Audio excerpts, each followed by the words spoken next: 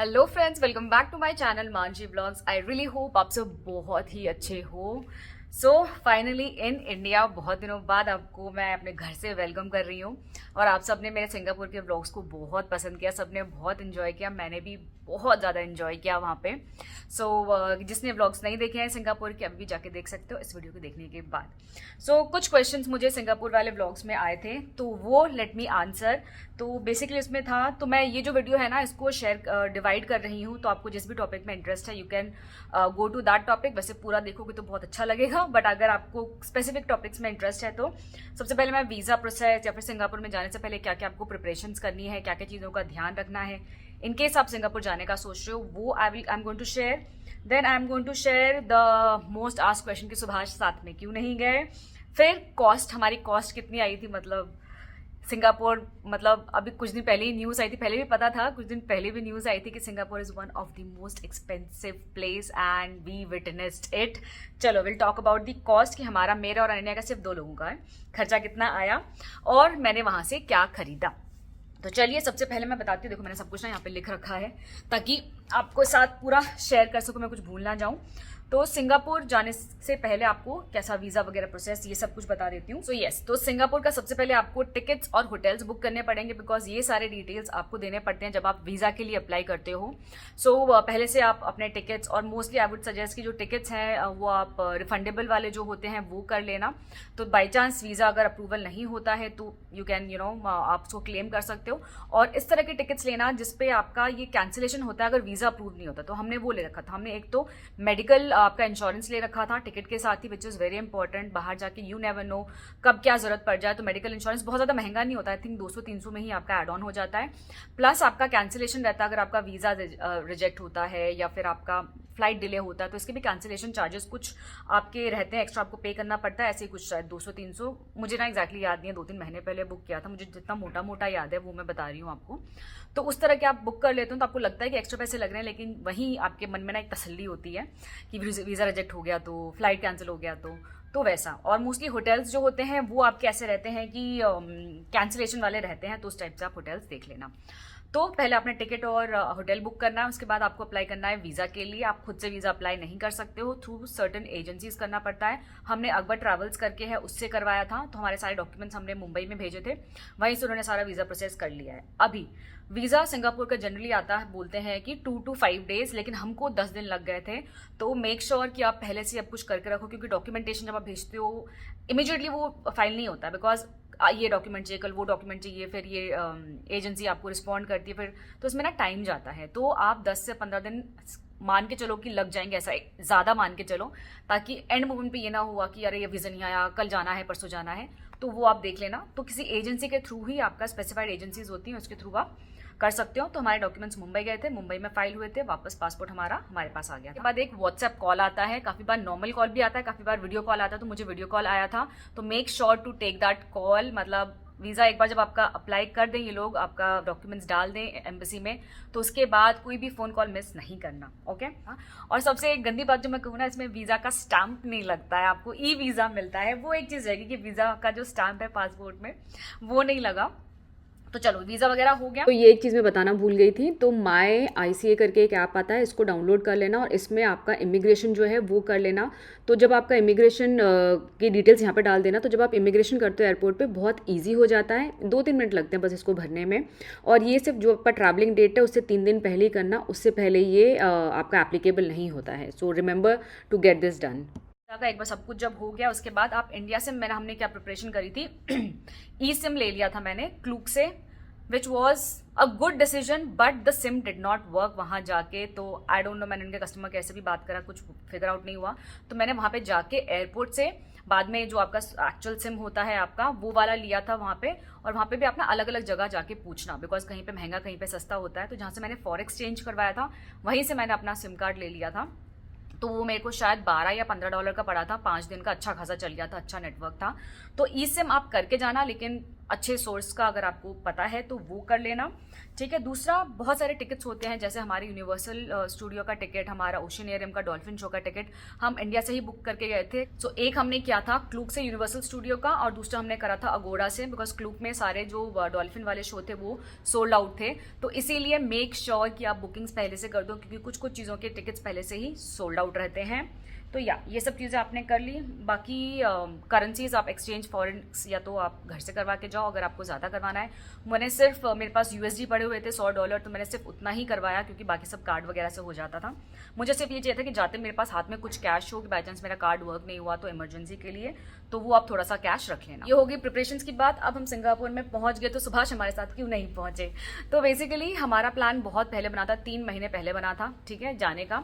तो सुभाष ने उस टाइम पे ही मना कर दिया था, बिकॉज सुभाष के ऑफिस का 1 साल से काम चल रहा है, उसका गो लाइव होना था 1 जनवरी। तो 25 ऑनवर्ड्स आपका 1 जनवरी को गो लाइव था। तो उसके बाद भी जो इश्यूज आते हैं, बहुत क्रिटिकल ये सुभाष का था। He works on a Brazil project, तो बहुत क्रिटिकल टाइम था उसके लिए। तो उसको 24/7 he was available on call. तो उसने पहले बता दिया था मेरे लिए पॉसिबल नहीं होगा, और हमको इसी टाइम पे जाना था, बिकॉज हमको मान्या का बर्थडे उसी टाइम पे सेलिब्रेट करना था, और ये बहुत पहले का प्लान था।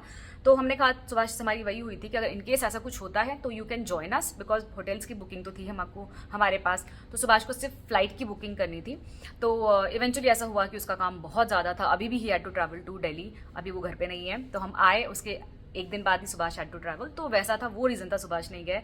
वरना मतलब ऐसे कैसे पॉसिबल है, अनन्या अपने फर्स्ट ट्रिप में जा रही है और सुभाष ना हो उस चीज़ को एक्सपीरियंस करने के लिए। So there was reason because of which Subhash नहीं गया। तो उन्होंने बोला कि नहीं, ये ट्रिप को कैंसिल मत करो। अनन्या ने बच्चे बहुत ज़्यादा एक्साइटेड थे, स्पेशली 2। और ये ट्रिप हमने जो सिंगापुर का किया था ना, ये बच्चों के हिसाब से ही किया था, बिकॉज हमें पता था बहुत एक्सपेंसिव होएगा। लेकिन वहाँ पे सब कुछ आपका ओशियनियरियम, डॉल्फिन, यूनिवर्सल स्टूडियो, सबका ना इतना अच्छे रिव्यूज़ थे, और we wanted it to be very special for both the kids. दोनों का फर्स्ट इंटरनेशनल डेस्टिनेशन था, इसलिए we did not cancel, and me and Ananya went ahead with this. तो ये रीज़न था सुभाष के नहीं जाने। Now coming to the cost, भैया पैसा तो मत पूछो, ऐसे पानी की तरह बहा है, बिकॉज इतना एक्सपेंसिव है ना सिंगापुर में। मोटा मोटा बता देती हूँ आपको। इसके अलावा भी छोटे मोटे कुछ होंगे खर्चे, तो मुझे याद नहीं, और वो छोटे मोटे खर्चे भी बहुत छोटे मोटे नहीं होते हैं, बहुत महंगे होते हैं, बट स्टिल जहाँ मुझे याद है मोटा मोटा वो मैं बता देती हूँ। तो टिकट्स हमको पड़े थे, सिर्फ मेरे और अनन्या के 2 लोगों का 75,000 रिटर्न टिकट हमारा था जाने आने का फ्रॉम मुंबई, ठीक है। उसके बाद हमको पड़ा था कैब, क्योंकि पुणे से मुंबई जाना था और मुंबई से वापस पुणे आना था। तो कैब हमारा पड़ा था अराउंड 7K, 3,500 के हिसाब से पड़ा था। होटल हमारा पड़ा था 80K, 12,000 मर्क्योर का था 4 नाइट्स का। और आपका जो सोफिटेल रिजॉर्ट में हम रुके थे सेंटोसा में, वो 85,000 का पूरा रूम था। तो मेरे और मानस में डिवाइड हो गया, तो केम टू बी 42। तो 80K हमारा हो गया आपका होटल। तो 75 एयर टिकट और 80 के आपका 80,000 हो गया होटल। तो मोटा खर्चा तो सबसे यही था। फिर लगा वीज़ा का हमारा सारा प्रोसेसिंग का 10,000 रुपये। यूनिवर्सल स्टूडियो का टिकट था 25,000, दोनों का, मेरा और अनन्या का मिला के। और इसमें एक्सप्रेस टिकट हमने लिया था, इसलिए ये ज़्यादा महंगा था। फिर ओशियनियरियम, जिसमें हमने डॉल्फिन शो भी इंक्लूड किया था, प्लस वहाँ पे हमने फोटोज़ जो थे वो भी लिए थे। फोटोज़ ही 14,000 के थे और डॉल्फिन शो एक्स्ट्रा था। तो ओशियनियरियम, डॉल्फिन प्लस फोटोग्राफ मिला के मेरे और अनन्या का पड़ा 32,000, ठीक है। तो 15-16 हज़ार के करीब एक बंदे का पड़ा था।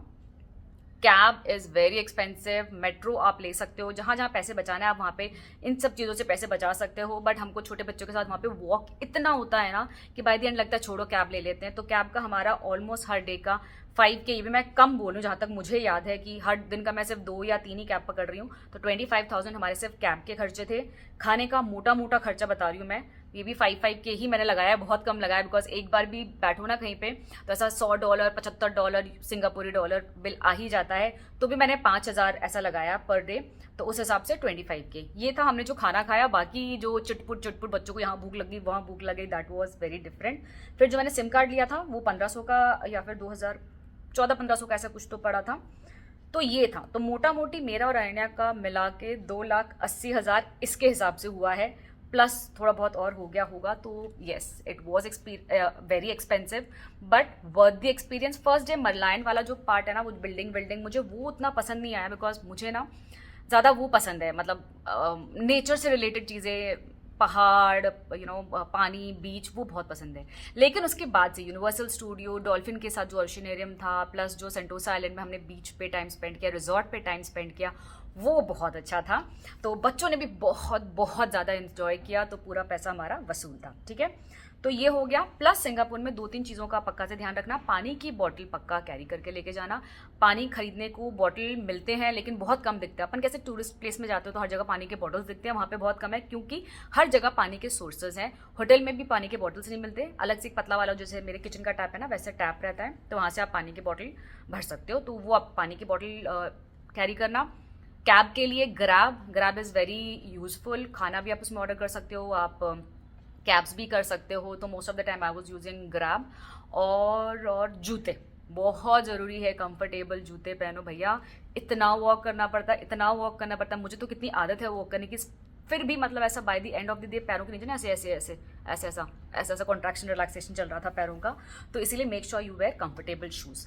तो ये होगी चलो सारे डिटेल्स। अभी आते मैंने वहाँ से क्या लिया, तो नेहा का आपको मैंने दिखाया था, उसने लग्जरी बैग्स लिए थे अपने लिए, और मैंने क्यों नहीं लिया कोई लग्जरी बैग, बिकॉज जाने से पहले आपने देखा मैंने एक आल्डो का बैग लिया था, और एक और मैं बैग आपके साथ अभी शेयर करने वाली हूँ, वो भी मैंने लिया था, इस टाइम पे आया नहीं था, तो मुझे था कि अभी कुछ मुझे ऐसा अलग सा दिखता तो शायद मैं ले भी लेती, बट मुझे ऐसा कुछ अलग सा दिखा नहीं जो कि वाओ मैं इसको छोड़ नहीं सकती, तो इसलिए मैंने कुछ नहीं लिया। I did not do any shopping, just that मैंने बहुत सारे फ्रिज मैग्नेट्स लिए थे, ये मैंने अपने घर के लिए लिया, ठीक है। ऐसा मुझे ये बहुत अच्छे लगे ये ऐसे चार्म्स वाले, प्लस ये मानस और नेहा ने लिया था तो आई टुक दिस फ्रॉम देम, और अनन्या ने अपने फ्रेंड्स के लिए कुछ लिए थे गिफ्ट्स वगैरह, वो उसने सब बांट दिए, तो I don't have them to show. और भी हमने इक्के दुक्के चॉकलेट्स टॉफ़ीज़ इस तरह की वहाँ की जो स्पेशलिटीज़ हैं वो ली थी, तो वो भी अभी I don't know, I think ख़त्म हो गए हैं, क्या हो गया है।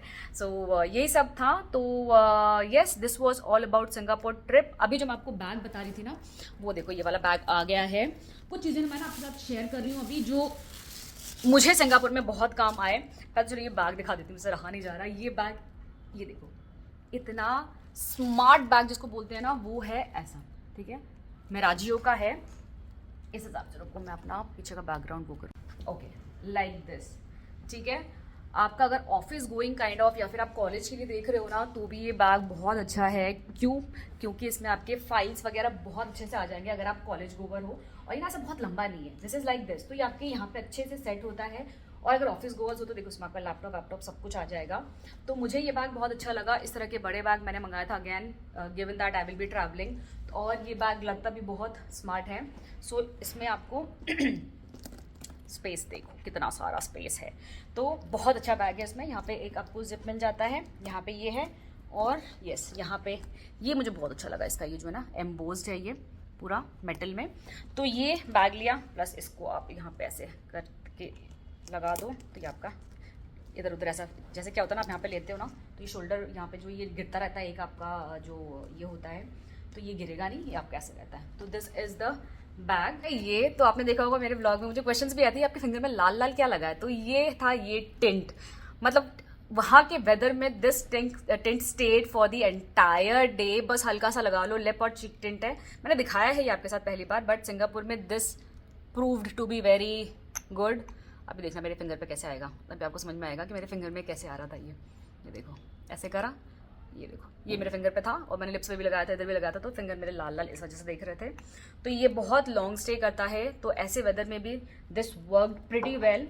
नेक्स्ट मैंने लिया था ये आपका लिप बाम, प्लस आपका ऐसा, ठीक है, इसमें अलग अलग आपको कलर्स आते हैं, और ये मैंने आपके साथ ये भी पहले शेयर किया है। तो जब भी लिप चाप या ड्राई फील होता है, दिस गिव्स कलर प्लस आपका बाम वाला काम करता है। तो ये I have been using on and off, पूरे टाइम पे मेरे पर्स में ये था। प्लस अनन्या वाज यूजिंग ये, ठीक है, ये खत्म हो गया था, तो मैंने दूसरा ये इसका सेम जो आपका फ्रेग्रेंस है, ये वाला नहीं था अवेलेबल, तो मैंने ये वाला मंगाया था। ये कौन सा है, कैंडी करके है, तो इसकी भी खुशबू बहुत बहुत अच्छी है। तो these were our go to, ठीक है, सिंगापुर में बहुत बहुत हेल्प किया है।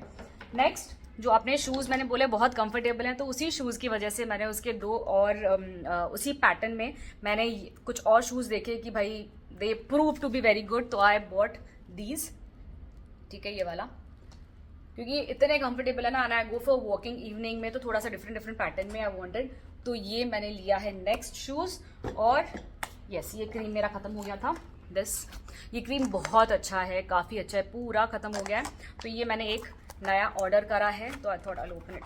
आपके सामने। तो इन सब के लिंक्स मैं आपको दे दूँगी डिस्क्रिप्शन बॉक्स में। और अमेज़ॉन पे बहुत अच्छे सेल्स चल रहे हैं, तो मुझे ये काफ़ी अच्छे डिस्काउंट पे मिला है, इसलिए मैंने all of a sudden shoes ले लिया है, बिकॉज अभी जिमिंग वगैरह वापस चालू होगी, तो इस हिसाब से है। बहुत लाइट वेट और बहुत बहुत बहुत प्यारा क्रीम है, ठीक है, ये वाला क्रीम। सो चलिए, इसी के साथ जो वीडियो है इसको यहीं पे एंड करते हैं। कुछ और आपके क्वेश्चंस हुए तो do let me know, I will try to answer them. See you again, until next time, till then you all take care and stay safe, bye bye.